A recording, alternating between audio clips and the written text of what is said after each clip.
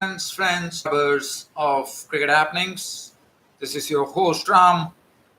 Okay, I'm going to start now. Hello, dear fans, friends, and subscribers of cricket happenings. This is your host Ram, welcoming you to another edition of cricket happenings. This on Friday. Well, as far as what I have for you, doing a very good job at 229 for 4. Last time, Angelo Mathews got a century, and he was the one who had anchored this particular innings, and he was not 11. So good day for Sri Lanka on the first day. Now, the next match that I'll be talking about Bangladesh having already won the ODI series against the West Indian team struggled. They could not put a big score on the board, and Bangladesh successfully. The Bangladesh captain Tamim Iqbal has already alluded in the post-match press conference, and also where Sydney Thunder, Alex Hales of England stole the thunder as Sydney Thunder recorded the highest ever score in Big Bash League as they amassed 232 thanks to a really a very hard-hit innings from Alex Hales in the Big Bash League, which I'll be talking about, which also helped his team to win as well. So Sydney Thunder, I'll come back to that. But first, let's get on to Sri Lanka versus England and see what happened in the second test at Galle. So definitely the script was entirely different here. So as I said, Sri Lanka finishing at 229 for 4.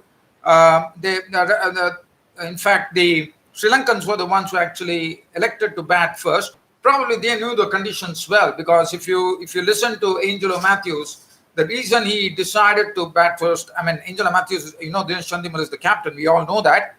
But let's understand that what Angelo Mathews said when he was interviewed, I thought, by Sky Sports. He said that the reason that this particular pitch definitely is going to take a lot of turn from the second day. So definitely he has sussed up the pitch well. Sri Lankans know their home conditions, and in the toss, there was absolutely no hesitation for the Sri Lankans to elect to bat first. So looking at both the teams, if you look at the English team, yes, Stuart Broad was replaced by James Anderson. As I said, they are in the process of giving rest to a lot of players, which is the right policy to do. And also, there was one debutant in the Sri Lankan side. He's an all-rounder, Ramesh Mendes. I think he's an off-spinner, and besides, he's also a very good bat, I'm told. So one has to wait and watch. I think he's the next one slotted in to bat if at all the wicket falls tomorrow. Well, now talking about this particular game, James Anderson was the one who really gave them a very, very early breakthrough, as Kushal Perera once again, how many times Kushal Perera has been found guilty of playing a silly shot, and that's what precisely Kushal Perera did. It looked like Kushal Perera wanted to swing Anderson absolutely, probably even out of the ground, because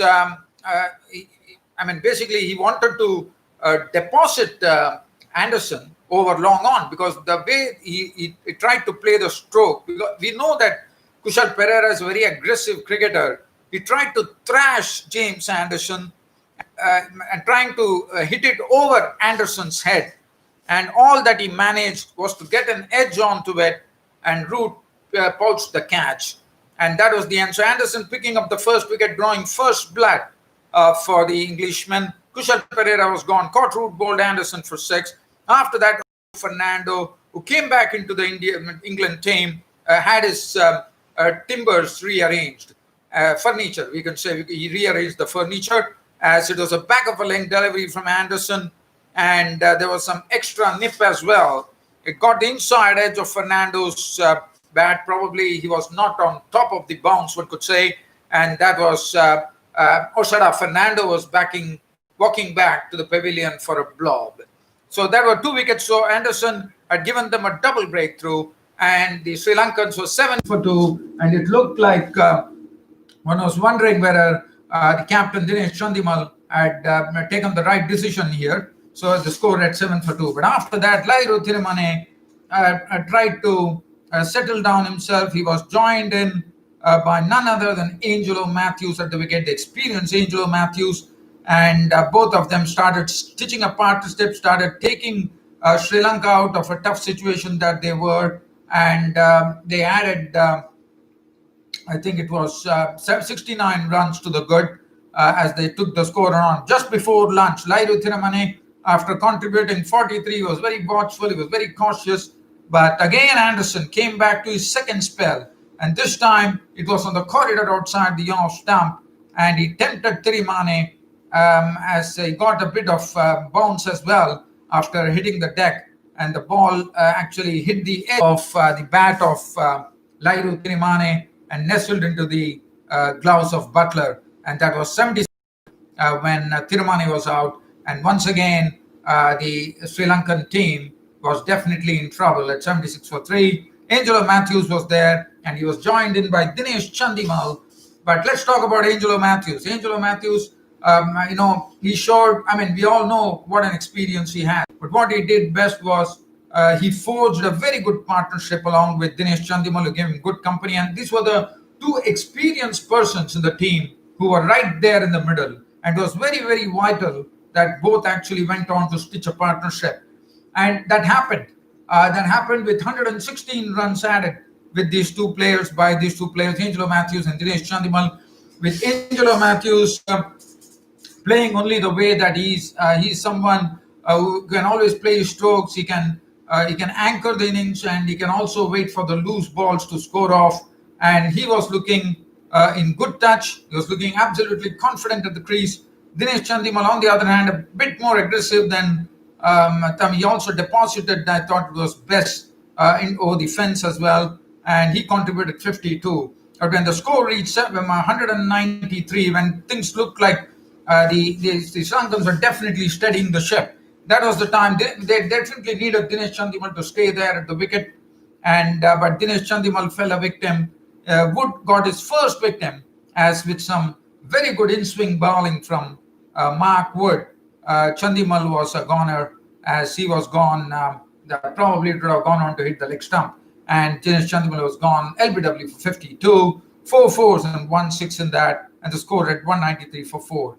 Angelo Mathews carried on in the same vein, and he ensured that he would be there, and he finished as he collected his century. As I said, 2015 was the last time that Angelo Mathews probably scored a century. As you know, he has been riddled with injuries after that. But here he comes in and gets his first ever century at the Galle cricket ground, as he finished on an unbeaten 107 at stumps with 11 boundaries. And keeping him company was Niroshan Dikwala, who was not out on 19 with 1-4. The second new ball has already been claimed by England.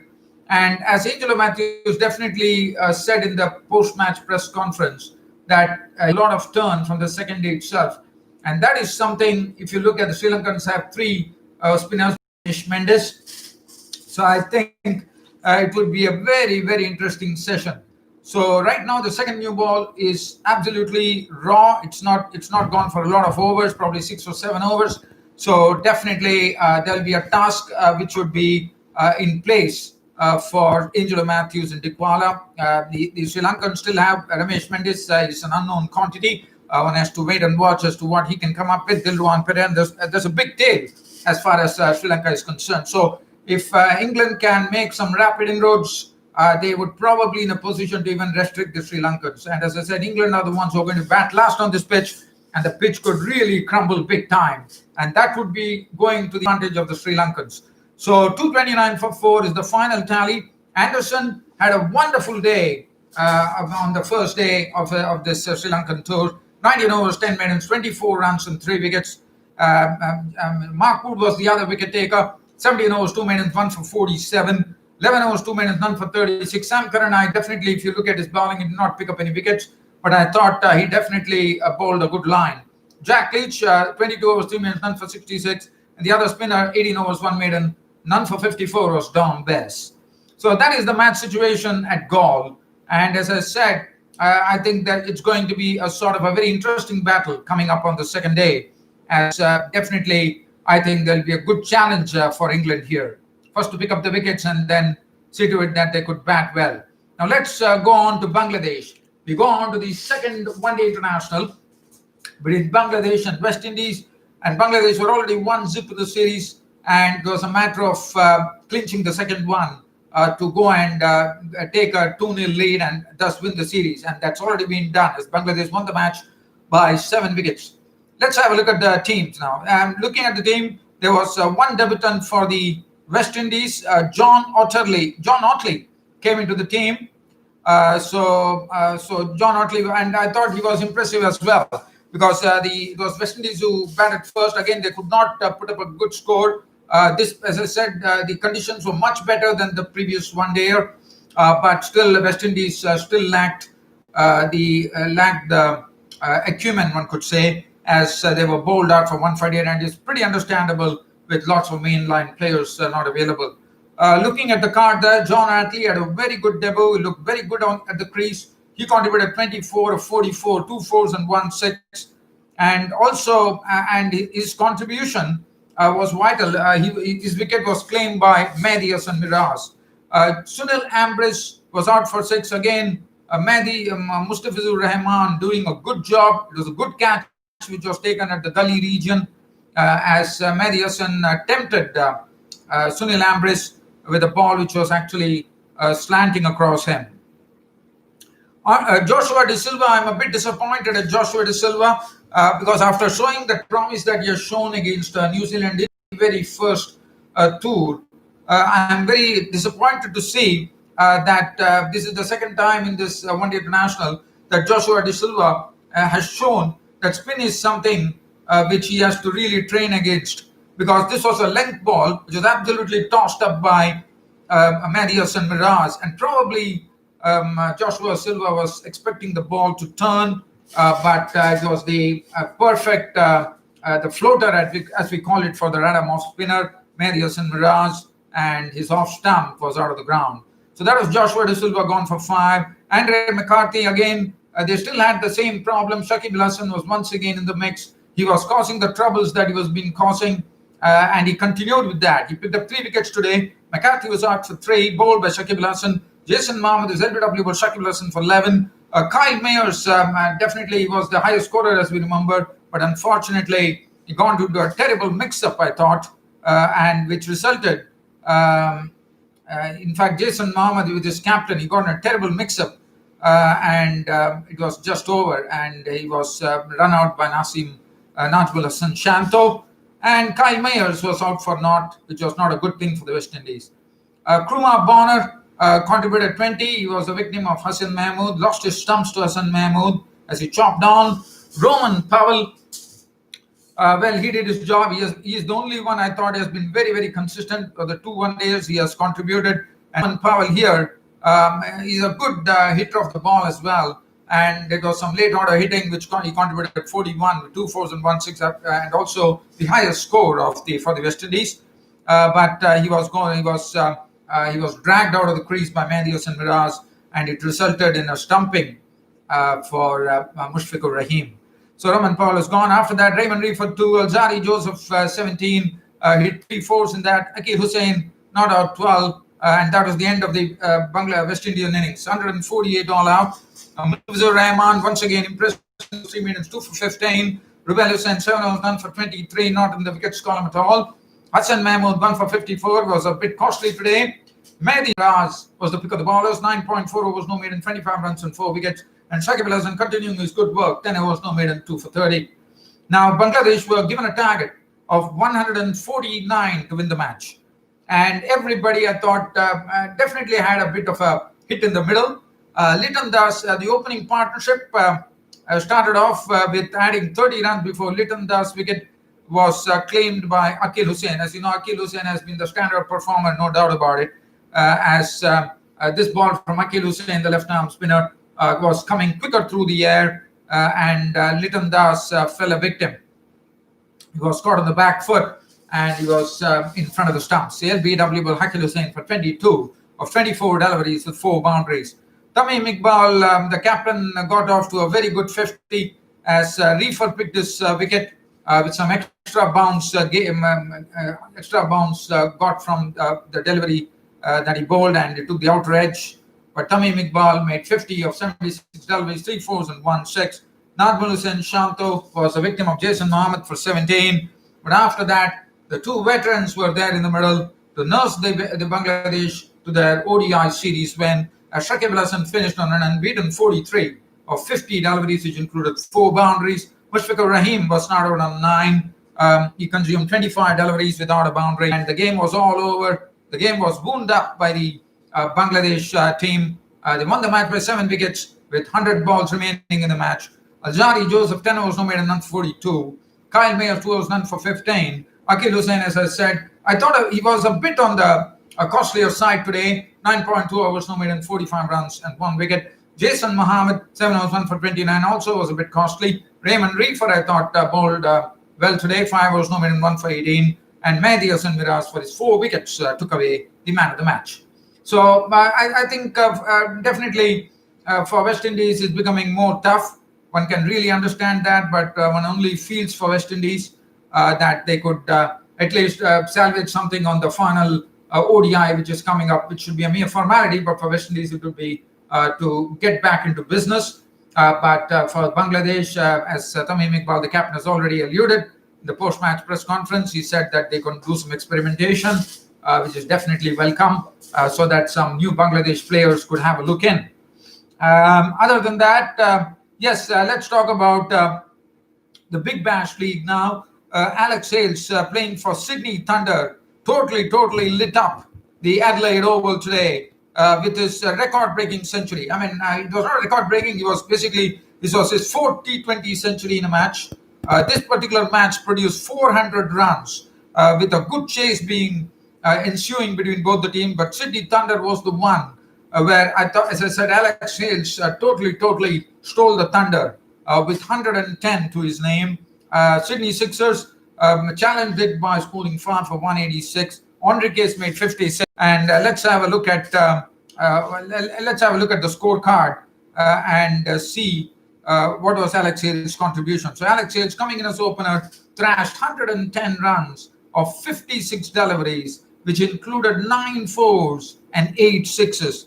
And whether this is something which is going to win him a spot in T20 in international fixtures, one has to wait and watch. But nevertheless, that was a great knock from Alex Hales. And as I said, this is the highest ever score in a Big Bash League in Australia, 232, thanks to Alex Hales, who went on to make 10 of 56 balls. And we all know Alex Hales, what a powerful hitter of the ball he is. Khaja made 6. Callum, I'll just talk about the principal scorers here. 42 coming from Callum Ferguson of 23 deliveries, 3 fours, 3 sixes. Sam Billings, 33 of 21, 3 fours, 1 6. Cutting made 33 of 14, 2 fours, 3 6. 232 for 5 was what the Sydney Thunders raced at the Adelaide Oval. The bowling, if you look at it, Gorsius 3 for 38. Daniel Christian disappeared when Hales was at the crease. 3 overs, none for 48 for him. And if you look at the Sydney Sixers, it was Moises Enriquez 56, which really gave them a good challenge. 42 coming from Jordan Silk of 30 deliveries, 3 fours, 1 6. And also James Vince at the top, making 38 of 23. A lot of English players in the mix here. And finally, 186 for 5 was what the Sydney Sixers could muster, as Thunders won the match by 46 runs. The bowling, 2 for 34 for Tanveer Sangha was the pick there. And Brandon Doggett, 1 for 24. Nathan McAndrew got a bit of a tap. 4 overs, none for 57 for him. And that was it. So that was as far as today's Cricket Happening show is concerned. I hope you all loved the broadcast. Once again, telling you, dear fans, friends, subscribers, just wanting to remind everybody, for all there are some new fans, new friends, new followers of Cricket Happenings coming in and watching this. Please do check my cricket Twitter. Or if at all you don't know, I am on cricket Twitter as well. I have my own cricket website, www.cricket-status.com. You can also check up my very big favorite, I would say, Cricket Reddit platform. And Cricket Reddit platform is something which you can always check up, because I definitely put my blogs there sometimes. Right now, I am on a bit of a short leave, and that's the precise reason I'm able to come up daily and wax eloquent on the show. But from next week onwards, I doubt that would happen. Again, you'll be seeing me only on the weekends. But nevertheless, just wanting to share, if at all anyone new who is watching me, you can always subscribe to my YouTube. You can be a follower on my Twitter. You can also go and have a look at my website. And besides, Cricket Reddit is something which is a great platform for cricket, according to me. And Cricket Reddit right now, I'm also posting it on the daily discussion thread as well. So you can go and check into that, and please do that. So I thought I just got the time today to speak about it. So those who are watching cricket happenings for the first time, these are the 4 areas on which my cricket is being broadcast. So you can always visit there. And if you like this particular cricket broadcast of mine, go there, become a follower, become a subscriber, follow me, become a cricket fan of my cricket show. And that would be great. I mean, as I said, it's all left to you. If you like it, go there and like it and enjoy.